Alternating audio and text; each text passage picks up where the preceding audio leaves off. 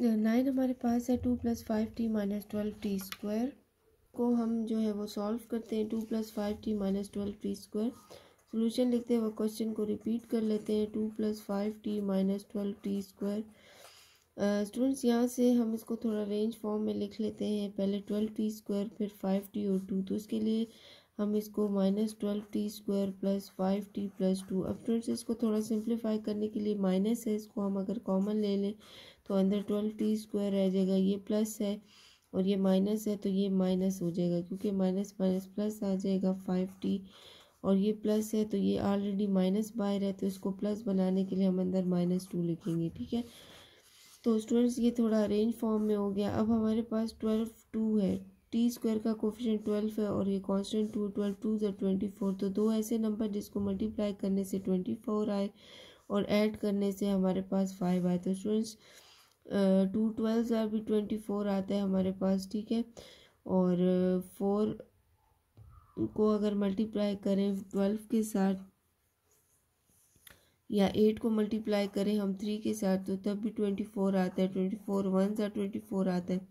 लेकिन इस चीज़ का ख्याल रखना है, दो ऐसे नंबर लेने जिसको ऐड करने से 5 आए या सब्ट्रैक्ट करने से 5 आए। तो स्टूडेंट्स अगर हम ये सेकंड नंबर पे लेते हैं -8 + 3, तो इससे हमारे पास सब्ट्रैक्ट करने से -5 आता है और मल्टीप्लाई करने से 24 आता है। ठीक है, तो स्टूडेंट्स यहाँ पर हम 12t² को इसी तरह लिख लेते हैं और -2 को। अब स्टूडेंट्स यहाँ पर हमारे पास -8t होगा, क्योंकि यहाँ माइनस साइन है तो बड़ी वैल्यू के साथ माइनस का साइन होगा, +3t - 2। ठीक है, तो माइनस इसी तरह इसमें से अब स्टूडेंट्स जो कॉमन हम ले लेते हैं वो कौन सी टर्म हम ले लेते हैं, 4 को कॉमन ले लेते हैं। ठीक है, 4t को। तो स्टूडेंट्स यहाँ से हमारे पास 3t आ जाता है, -4 2 * 8। ठीक है, +1 और यहाँ से 3t - 2 इसी तरह लिख लेंगे। ठीक है, तो इधर से स्टूडेंट्स हमारे पास 4t + 1 आ जाता है और यहाँ से 3t - 2 आ जाता है। ठीक है, तो ये हमारे पास इसका जो है वो रिक्वायर्ड आंसर आ जाता है। 5.3 जो क्वेश्चन नंबर 10 हमारे पास है, स्टार्ट करते हैं स्टूडेंट्स। यहाँ पर हमारे पास जो है वो 16x³ y - 20xy क्वेश्चन को हम रिपीट कर लेते हैं। -16x³ y - 20x² y² - 6xy³। Students यहाँ से जो है वो हम माइनस टर्म कॉमन ले लेते हैं और 2 को अगर कॉमन ले तो 2 8 * 16, 2 10 * 20, 2 3 * 6, और x की सबसे लोएस्ट टर्म x है डिग्री जिसकी, और सब y में सबसे लोएस्ट जो है वो y है, तो हम -2xy को कॉमन ले लेते हैं। 2 8 * 16 आ जाता है, ये x³ है, एक x बाहर है, यहाँ पर x² लिख लेंगे। स्टूडेंट्स y ऑलरेडी कॉमन है। ठीक है, फर्स्ट टर्म में से यहाँ पर हमें माइनस कॉमन है तो ये प्लस हम लिख लेंगे, क्योंकि माइनस प्लस माइनस आ जाएगा। तो 2 10 * 20 आ जाएगा, x² है, एक x बाहर है, यहाँ पर 1 टाइम x लिख लेंगे। y² है, 1 टाइम y बाहर है तो y लिख लेंगे। अब 6 है तो 2 3 * 6, एक x है, एक x बाहर है, y³ है तो y 1 टाइम बाहर है तो y² लिख लेंगे। ठीक है, और यहाँ पर प्लस लिख लेंगे, क्योंकि माइनस प्लस हमें यहाँ पर माइनस चाहिए। ठीक है, अब स्टूडेंट्स दो ऐसे नंबर 8 3 * 24 आना चाहिए, क्योंकि x² के साथ 8 है और यहाँ पे 3, तो 8 3 * 24। तो दो ऐसे नंबर जिसको मल्टीप्लाई करने से 24 आए, तो स्टूडेंट्स 2 12 * 24 आता है। ठीक है, 4 के टेबल में इसके अलावा जो है वो 8 3 * 24 होता है। ठीक है, 6 4 * 24 होता है। तो स्टूडेंट्स उसको ऐड करने से हमारे पास 10 आए, तो इन दोनों में के इससे हमारे पास 11 आता है, इसको अगर प्लस करें तो 10 आता है। तो स्टूडेंट्स का मतलब है फर्स्ट और लास्ट टर्म हम इसी तरह लिख लेंगे।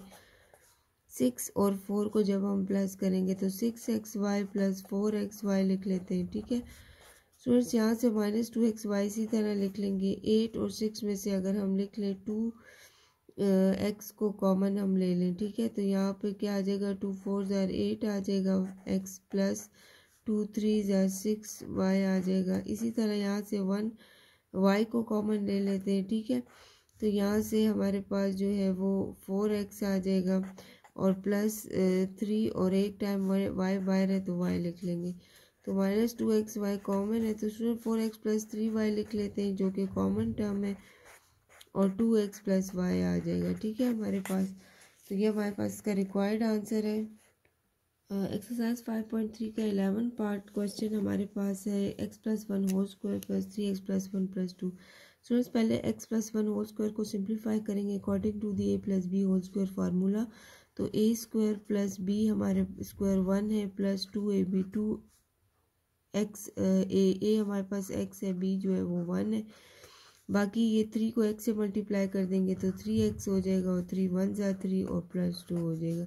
इससे x स्क्वायर आ जाएगा +1 plus 2x plus 3x plus 3 plus 2। अब स्टूडेंट जो हमारे पास कांस्टेंट है उनको हम ऐड कर लेते हैं। यहाँ से 3 4 5 6 हो जाएगा, ठीक है, प्लस 6 और 2 और 3 को प्लस कर ले तो 5x आ जाएगा, ठीक है।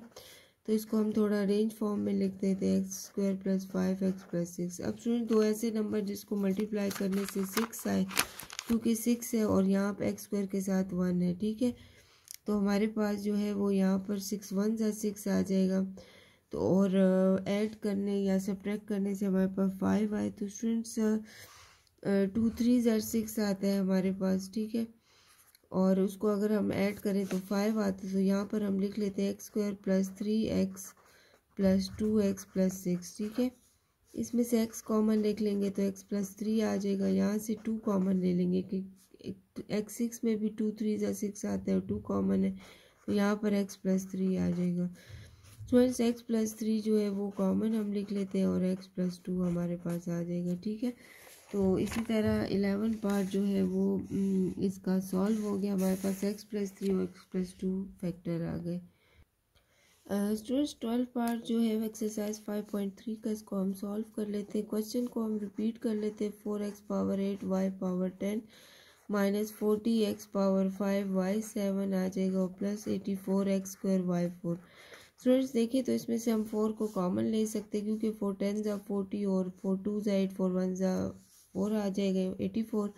इसमें x की जो सबसे स्मॉलेस्ट पावर है वो स्क्वायर है, तो हम x स्क्वायर को कॉमन ले लेते हैं। y पावर 10 y 7 y 4, तो इसमें जो सबसे लोएस्ट है वो हमारे पास y 4 है, कॉमन ले लेते हैं, ठीक है। अंदर से हमारे पास 4 ऑलरेडी बाहर है, x पावर 8 है, x स्क्वायर बाहर है, तो इसका मतलब है हमें x 6 चाहिए, ठीक है, अंदर, और y 10 है और y 4 बाहर है, तो इसका मतलब है y पावर 6 हमें चाहिए, क्योंकि 7 8 9 10 4 ऑलरेडी बाहर।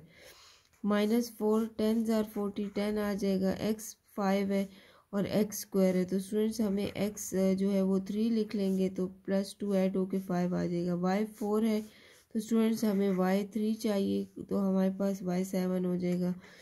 प्लस 4 2 जार 8 और 4 1 जार 4, x स्क्वायर ऑलरेडी बाहर है, y 4 भी, ठीक है। तो यहाँ से हमारे पास 21।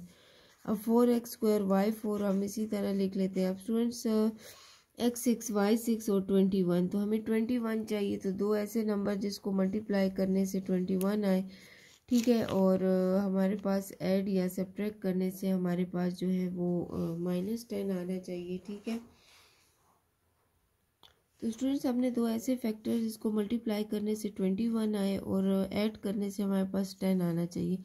तो हमारे पास 21 जो है वो एक 3 7 जार 21 आता है और 21 अपने टेबल में आता है, लेकिन हमें दो ऐसे नंबर जिसको ऐड करने से भी हमारे पास 10 आए। तो स्टूडेंट्स हम 3 और 7 को लेंगे, जिसको हम ऐड करें इससे हमारे पास 7 को 3 के साथ प्लस करें तो 10 आता है और मल्टीप्लाई करें तो 21 आता है।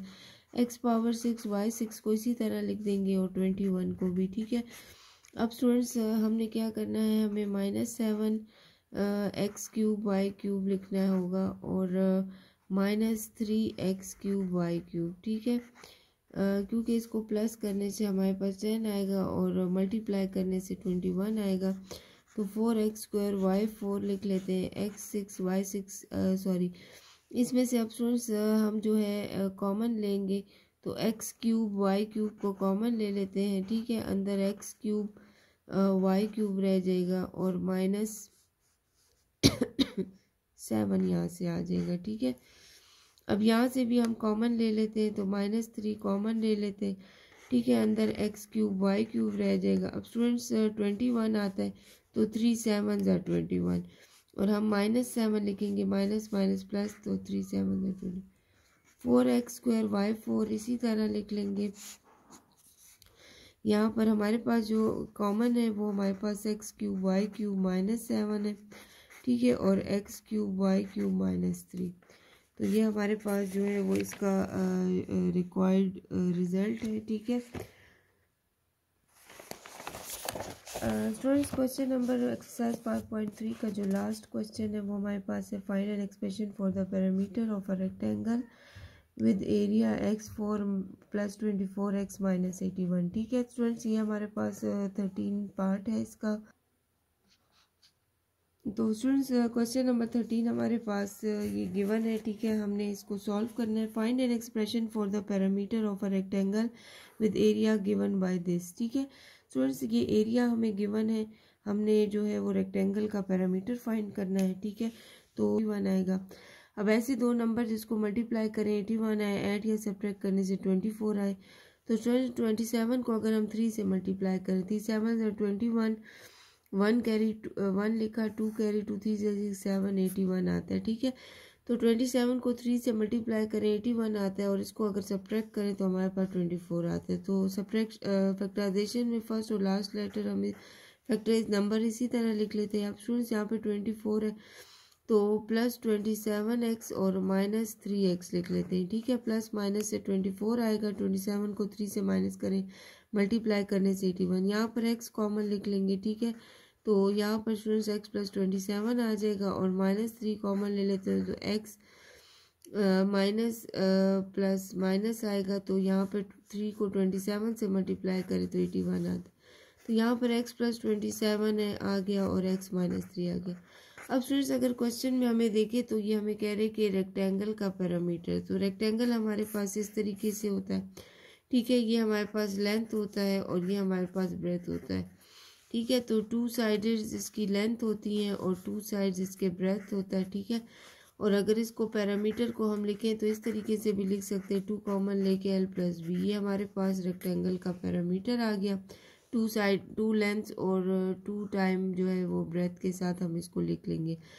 तो स्टूडेंट जो सबसे लॉन्गेस्ट साइड होती है वो हमारे पास लेंथ है, तो इसमें x प्लस 27 जो है ये हमारे पास लेंथ है, ठीक है, और x माइनस 3 जो है ये हमारे पास ब्रेथ है, ठीक है। तो अब स्टूडेंट्स हमने पैरामीटर फाइंड करना है रेक्टेंगल का, तो हम लिखेंगे वी नो दैट, ठीक है, हमारे पास जो पैरामीटर है, पैरामीटर ऑफ अ रेक्टेंगल का पैरामीटर जो है वो इक्वल होता है 2l प्लस बी के, ठीक है। तो स्टूडेंट्स यहाँ पर 2 लिख लिया, लेंथ हमारे पास जो कि हमने x प्लस 27 कहा थी वो लिख लेते, ठीक है, प्लस बी हमारे पास x माइनस 3 है ये आ गया, ठीक है। 2 अब स्टूडेंट्स हमारे पास यहाँ से x प्लस x तो 2x हो जाएगा।